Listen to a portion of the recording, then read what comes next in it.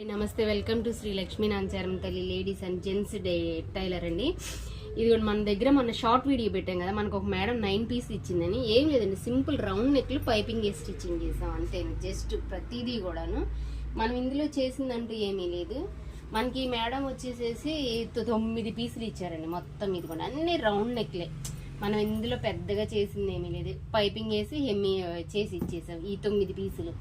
అలాగే మన దగ్గర వచ్చేసేసి అడుగు లంగాలు స్టిచ్చింగ్ అండి. ఒక మేడం వచ్చేసి మనకి ఇదిగోండి 6 లంగాలు అడుగు లంగాలు ఇచ్చారు మనకి.